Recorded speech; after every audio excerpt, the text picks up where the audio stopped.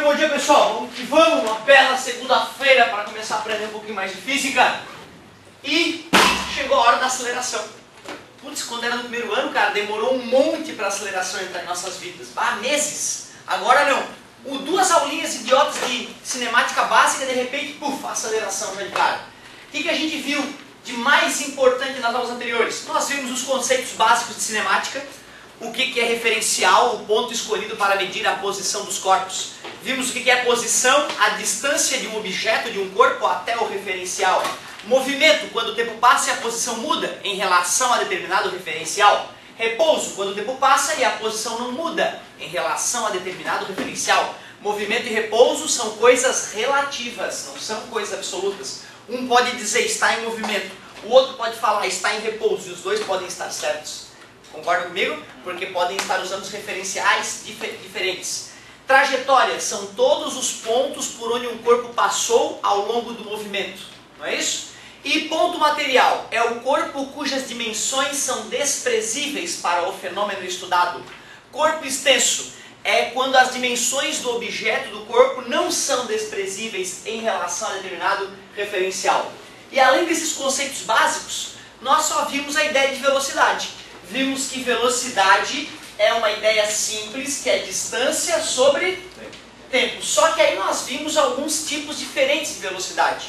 Quando a gente fala só em velocidade média, a gente está considerando que é uma grandeza vetorial. E aí nesse caso, essa distância não é uma distância qualquer.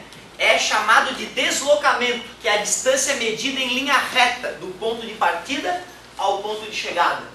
Só que é mais comum nos vestibulares ao norte do país eles não pedirem velocidade média, e sim velocidade escalar média. E nesse caso, esse ΔS aí já não é distância percorrida, é deslocamento escalar. Também é o final menos o inicial, só que agora não precisa ser em linha reta. Se o cara for fazendo curva, eu tenho que considerar as curvas que ele fez também. E ainda disse que na UFSC, o que a gente usa como velocidade escalar média não é deslocamento escalar, e sim distância percorrida. Então aqui é deslocamento, deslocamento escalar e distância percorrida. Qual é a diferença de deslocamento escalar para distância percorrida? Que se não voltar o... Parabéns, cara, é bem isso mesmo. A distância percorrida, se eu vou e volto, eu conto a ida e a volta. Deslocamento escalar é só o final menos o inicial. Então se o cara foi e voltou, esse retorno não vai ser computado no cálculo, certo? Resumindo, o que é mais realista para o nosso dia a dia é esta velocidade que a nossa querida UFSC usa mesmo. Distância percorrida dividido pelo tempo. Bom, futuramente ainda nós veremos que essas fórmulas não aparecerão desse jeito no vestibular, né? A fórmula de velocidade não vai ser fornecida desse jeito, vai ser fornecida de um jeito um pouquinho alterado. Só que velocidade é uma ideia muito importante quando o objeto mantém a velocidade constante do início ao fim. Agora, para os objetos do dia a dia que ficam aumentando de velocidade, diminuindo de velocidade, só velocidade não é o suficiente para a gente entender o movimento desse corpo. Por isso que o homem teve que criar uma nova grandeza física, chamada aceleração. Já que antes velocidade media o quanto o corpo anda com o passar do tempo, nós temos que saber o que a aceleração mede. Então vamos lá. Mede a mudança, parece esquisito isso, né? Mede a mudança da velocidade com o passar do tempo. Para não ficar esquisito o português, eu vou usar uma palavra diferente. Mede a variação da velocidade com o passar do tempo.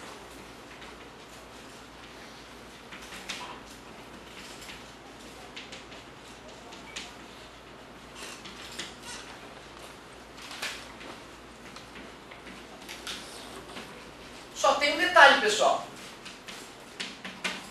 Na hora que eu falo aceleração, mais uma vez vai ser uma grandeza vetorial, onde a variação de velocidade vai ser a velocidade vetorial final menos a velocidade vetorial inicial. Porém, se tu for perceber pela apostila, a apostila já começa dizendo que ele só vai trabalhar com a aceleração escalar média. Como a aceleração vetorial já é uma grandeza muito mais delicada de se trabalhar, por enquanto nós vamos ignorar o caráter vetorial da velocidade da aceleração e vamos trabalhar apenas com aceleração. Escalar, na hora que eu uso a palavra escalar, eu estou dizendo, eu não me preocupo com o fato de ser vetor. Dane-se o fato de ser vetor. Aceleração escalar média. Essa palavra média ainda também eu não trabalhei o suficiente ainda com esse conceito. Mas até podemos usar a ideia de velocidade média para falar nisso, né? Não se esqueçam, a velocidade que aparece no velocímetro do carro do teu pai é a instantânea. É a velocidade que o carro tem naquele momento, certo? E se tu tem computador de bordo, saiu aqui do centro, foi até algum restaurante numa praia. Aí chegou lá, o computador de bordo afirma que a velocidade média foi de 60 km por hora. Mas tu sabe que teu pai saiu do zero, foi até 100, depois 80, parou na lombada e continuou. O que significa mesmo? O computador está avisando que a velocidade média é de 60 km por hora? E a média das velocidades Que naquele tempo foi a média da velocidade do todo. É isso aí, ou seja, se eu pegar o carro e saísse a 60 por hora e me mantesse a 60 por hora o tempo todo, eu chegaria lá no mesmo tempo que o teu pai chegou. Concorda comigo? Ou seja, é a quando a gente fala velocidade média, é a velocidade que o objeto, que o móvel deveria ter do início ao fim para chegar lá no mesmo tempo. Concorda comigo? E aquela que ficou no carro toda hora, no velocímetro, qual é o nome daquela velocidade? Velocidade instantânea. Exatamente. Bom, aqui a mesma coisa. Se eu falei que a aceleração é escalar, se eu não tivesse falado escalar, viria na minha cabeça a ideia de vetor. Só que isso é muito mais delicado pensar na aceleração vetorialmente. Então, via de regra, a gente se dedica a isso um pouquinho mais para frente, com a aceleração vetorial. Por enquanto é só aceleração média. E aí ó, a ideia é a mesma, ΔV sobre ΔT. Só que por que agora eu não botei a setinha? Porque não me interessa para onde o cara está indo, se é para lá ou se é para lá. Só me interessa o valor da velocidade. Considerar todas as distâncias percorridas pelo carro, seja curva. Nesse caso, cara, olha só, eu vou te confessar que se eu medir uma aceleração usando essa ideia, como ΔV é velocidade final menos velocidade inicial, também não vai ficar claro se o cara fez curva ou não fez.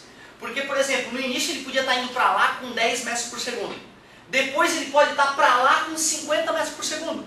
Eu só vou fazer 50 menos 10. Eu não vou me importar para onde é que ele está apontando a velocidade, certo? Então eu só vou medir mesmo a variação da velocidade com o passar do tempo. A aceleração só vai medir isso. E já que ela é escalar e média ainda, eu não vou poder saber quando exatamente aquela aceleração tinha aquele valor. A aceleração, se eu estou no meu carro lá, eu posso acelerar, frear. Se eu for medir a aceleração, eu só vou pegar a última velocidade e a primeira, certo? A não ser que eu queira medir uma aceleração num outro trecho. Agora, olha só que viagem isso aqui que eu ainda não tinha falado na aula passada. Se eu quisesse medir a aceleração instantânea,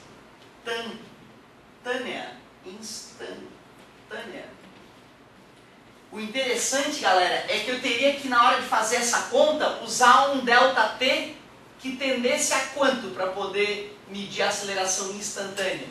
Mínimo de tempo. Exatamente, o ΔT tem que ser aproximadamente zero. Então tu vê, cara, o computador de bordo do carro, né, para ele te dar a velocidade instantânea, ele tem que fazer um cálculo bem interessante ali. Seu professor, mas como é que o velocímetro do carro do meu pai me diz a velocidade instantânea se não tem nenhum computador no carro do meu pai? Pois é, na verdade, cara, aquele sisteminha ali não é um sistema super seguro de medir velocidade, né? Tanto que nas revistas automotivas tem lá qual é a velocidade real do carro quando ele marca 100 por hora. Ou qual é a velocidade real do carro quando ele marca 120 ou quando ele marca 80. Ou seja, o velocímetro mente, aquele velocímetro do carro do teu pai não mede de verdade, certo? Quando ele está a 100, o carro está uns 95, 94. Por que isso? Porque o tempo não chegou a zero. Bacana, se fosse um computador, poderia ser essa a explicação. Na verdade, isso é uma maneira da empresa que fez o automóvel ser mais conservadora. Então eu penso que eu estou a 100, mas não, estou um pouquinho abaixo de 100. Se eu passar no radar, a chance de eu ser multado é menor. Tem todos esses fatores. Mas na verdade, olha só como é que é fabricado aquele dispositivo de medir o velocímetro do carro. Tem uma engrenagemzinha conectada no câmbio do carro, na saída do câmbio do carro, tem uma engrenagemzinha. Lá tem uma engrenagemzinha conectada nessa primeira engrenagem do câmbio e tem um cabinho que vai até o velocímetro do carro. Quando o câmbio gira, essa engrenagem, né, com os dentinhos dela faz esse cabinho girar e esse cabinho ele é conectado num disco. Esse disco ele tem um velcro é um material, um tecido. Ele tem um tecido, um feltro. É feltro o nome? Feltro. E do outro lado tem um outro disco também. E esse disco é de um plástico. E tem um certo atrito entre esse feltro e esse plástico. Então quando esse disco começa a girar com uma certa velocidade, por atrito, o disco onde o ponteiro está grudado gira também. Só que tem uma molinha querendo fazer ele para o zero, né? Certo? Então quanto mais rapidamente girar um disco no outro, mais o ponteiro vai subir. Certo? E quanto menos girar, a mola vai vencer o atrito e vai voltar à posição original. Tu vê, é o equilíbrio de uma mola com um disco com feltro girando com atrito. Não é nada muito preciso, é uma máquina meio esquisita aquele velocímetro. E tu vê, é bem feitinho, né? Demora anos, demora décadas às vezes para dar problema numa porcaria daquela. E como certo? seria nos carros clássicos lá? Não seria ponteiro, seria digital. Aí já é outra coisa, aí tem um computador fazendo a conta. A cada 1 segundo ele mede a velocidade do carro 10, 20 vezes. Certo? Ou seja, a cada segundo que passa, ele viu que distância o carro andou, certo? Pegou o tempo minúsculo que se passou, dividiu e calculou a velocidade usando essa ideia, velocidade dividida por tempo. Ou seja, no velocímetro de ponteiro é um mecanismo, é algo mecânico que mede a velocidade, né? No carro digital não, tem um computador fazendo conta lá, certo? Tem um processadorzinho fazendo as contas de verdade. Mas então no digital ele não tem esse erro? Não, ele vai ter o erro também, ele vai ter o erro até porque eu vou ter que escolher quantas casas após a vírgula ele vai dar lá, né? E o que eu faço? Porque seria estranho no carro estar lá, né, 100,2. Até existe essa possibilidade em alguns carros, mas é raro, certo? Então o engenheiro ele vai lá e já calcula e faz o seguinte, no computador lá ele escreve, caso tenha uma casa após a vírgula, arredondar. Existe essa função nas calculadoras normais também, né? Então no próprio computador ele vai lá e vai decidir qual é a precisão que ele quer. E como ele não quer que o cara esteja a 100 e de repente o radar marque ele a 100, ele coloca lá, quando o computador estiver marcando 100, a verdade vai ser 98, 97, continua tendo o mesmo erro por motivos de segurança para o motorista, para ele ser conservador na velocidade dele, né? Ah, eu estava a 100, não, mas se o radar me pegou, com certeza era abaixo de 100, era 95, 97, então continua tendo esse erro que é um erro proposital, né? Mas já que tu falou em erro, não custa levantar essa ideia, né? Eu fiquei chocado quando eu descobri que o homem não pode medir nada com precisão, que não existe precisão. Essa palavra precisão na medida é uma loucura. Então mesmo que eu vá medir a largura desta madeirinha aqui, eu sempre vou ter um erro embutido. E esse erro depende basicamente do tipo de equipamento que eu uso para medir. Então nós estamos acostumados a usar réguas, não é isso? Se eu quiser um equipamento um pouco mais preciso para medir, vocês lembram o nome do equipamento que eu busco? Equipamento que consegue medir milímetro com grande qualidade. Começa com pá, termina com químetro. Muito bem! Paquímetro é o nome dele. Já visse ele? É uma reguinha que desliza assim, tem uma... Deixa eu fazer o desenhozinho do paquímetro para de repente quem ainda não viu um paquímetro. Uma reguinha assim, tem um batentezinho aqui. E aí tem algo que desliza aqui em cima, certo? E aí aqui tem a escala. Aí tu bota lá o parafuso que tu quer medir, aperta e aqui vai dar o tamanho dele, certo? Esse paquímetro aí, 15 pila tu compra um meia boca. 50 pila tu compra um ótimo paquímetro.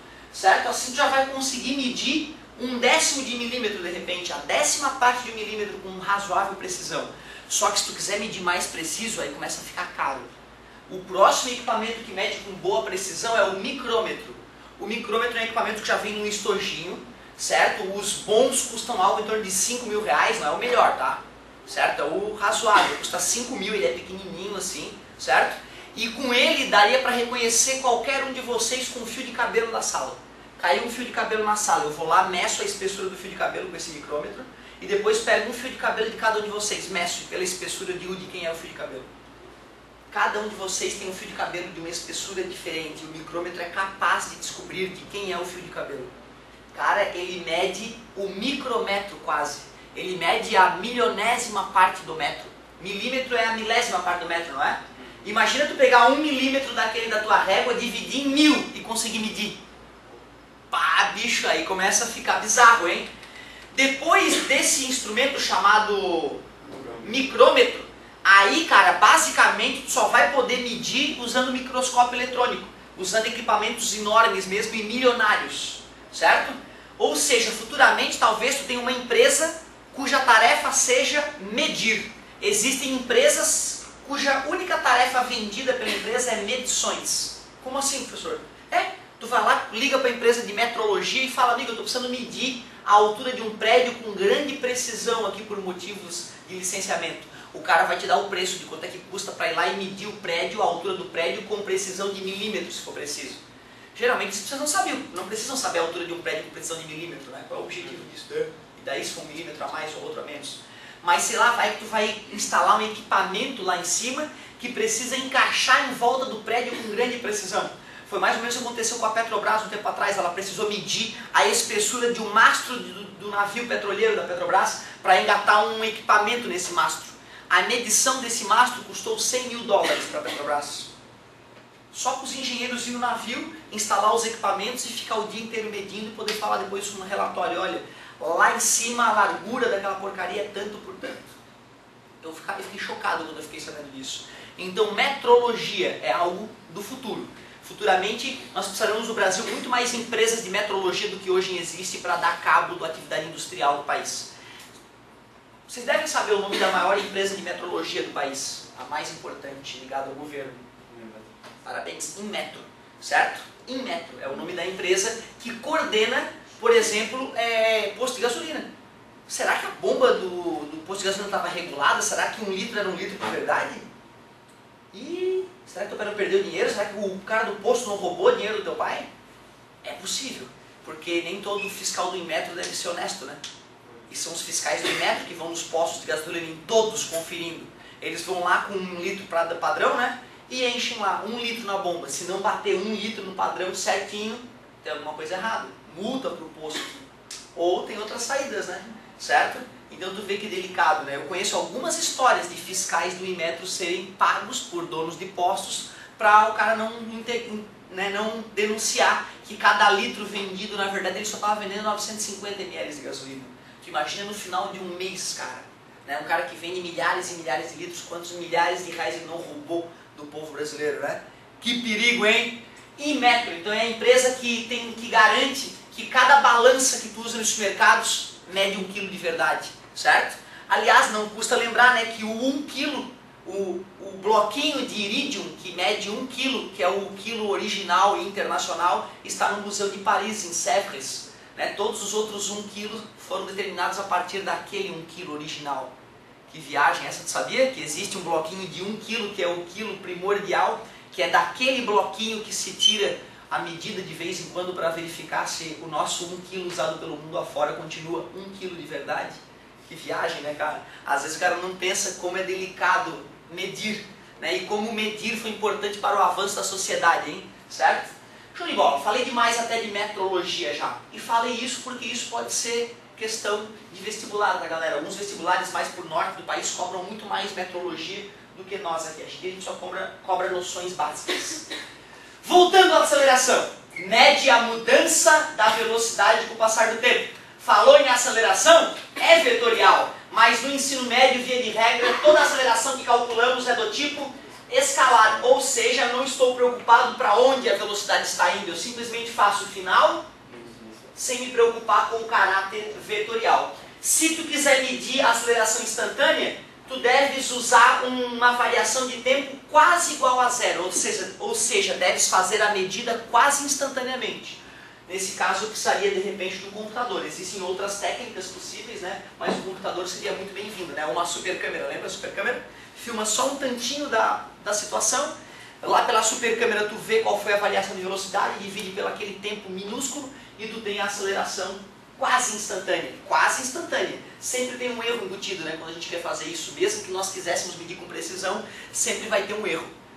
Até porque para medir tempos minúsculos nós precisamos de relógios poderosos, os relógios atômicos. Relógios atômicos são relógios que medem com uma precisão assustadora. São relógios que só atrasariam 1 segundo em milhões de anos de funcionamento. São relógios ultra precisos, mas mesmo os relógios atômicos têm um erro embutido, certo? Show de bola. Galerinha, olha só. Olhando para a fórmula da velocidade, olhando para a fórmula da aceleração, elas não são matematicamente a mesma coisa? Quer a velocidade? Divide distância por tempo. Quer a aceleração? Divide a variação da velocidade pelo tempo. Quero distância? Pega o tempo que está dividindo, passa multiplicando pela velocidade. Quero variação da velocidade? Pega o tempo, passa multiplicando pela aceleração. Eu quero a distância, eu quero o tempo que o corpo demorou. Passar multiplicando o tempo e passar a velocidade dividida. Muito obrigado, o tempo vai vir para cá e a velocidade está multiplicando, passa dividindo. Basta dividir distância por velocidade, eu acho quanto tempo demorou para chegar. Eu quero descobrir quanto tempo demorou para chegar em tal velocidade, tendo tal aceleração. Aceleração dividida. Velocidade dividida. Parabéns, variação da velocidade dividida por aceleração vai dar o tempo que demorou. Nada demais, bem tranquilinho. Outra coisa importante de lembrar, pessoal, que quando tu observar um objeto se deslocando aceleradamente, tu vai conseguir identificar essa aceleração de maneira instantânea. Olha por quê. Isso é uma coisa bem cobrada no vestibular. Uma ideia simples, mas muito cobrada no vestibular. Se o cara mantém a sua velocidade constante e tu vai tirando fotos do cara a cada 1 segundo, é claro que a cada nova foto o objeto vai ter avançado a mesma distância para frente, já que ele mantém a sua velocidade. Muito obrigado. Quando tu observa um objeto que tem aceleração, cada foto que tu tira dele, a 1 segundo, vamos dizer, ele bota lá para disparar a cada 1 segundo. No primeiro segundo ele andou só isso. No segundo segundo, olha ali, ó. E depois, ó. E depois, quer dizer que nesse caso, nitidamente, a velocidade do móvel estava aumentando. Cada vez maior era a velocidade do cara. Certo? Então isso é uma coisa importante de lembrar. É muito cobrada essa noção aí. Poxa, se tem aceleração, a velocidade muda. E se a velocidade muda, para mais ou para menos, a distância que ele andou entre um momento e outro vai ficar variando, né? Isso é absolutamente natural de se entender. E antes de começar a fazer uns exercícios de exemplo para vocês sobre aceleração, um último comentário aqui, ó. Quando eu tinha a ideia de velocidade, variação da distância com o passar do tempo, eu te disse que essa fórmula geralmente não aparece no vestibular. Então eu já vou te mostrar qual é a fórmula que aparece para a gente ir se familiarizando.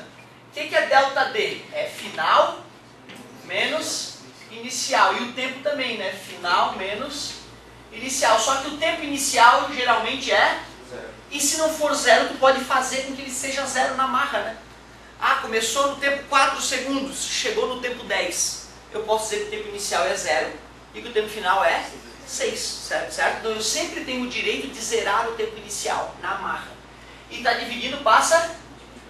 Portanto, V vezes T é igual a D menos D0. E menos passar para lá. E só para ficar bonito eu vou escrever o D na frente. D0 mais V vezes T. Essa sim é uma equação que pode aparecer no vestibular. Agora é importante que o aluno tenha consciência plena de que esta fórmula e essa são a mesma. Tudo que uma faz, a outra faz. Só que para algumas situações essa é mais confortável, para outras situações aquela é mais confortável. Essa, por exemplo, é ótima para calcular a velocidade, que é só dividir. Essa aqui, por exemplo, é perfeita para achar a posição final, certo? Beleza? Enquanto essa é chamada de velocidade média, né? Velocidade escalar média, essa aqui é chamada de equação horária da posição. Beleza? Vou fazer a mesma mudança na fórmula da aceleração. Por favor, me ajudem.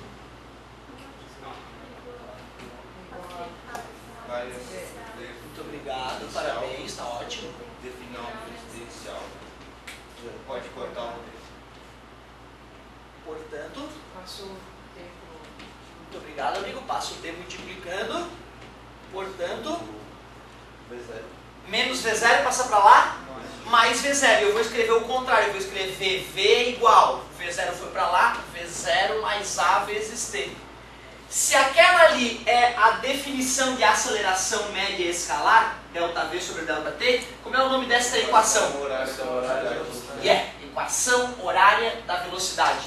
Tudo o que essa faz. Eu te falo isso, cara, porque eu lembro que uma das agonias minhas que eu tinha era a fórmula. Eu tinha sempre preocupação com a fórmula.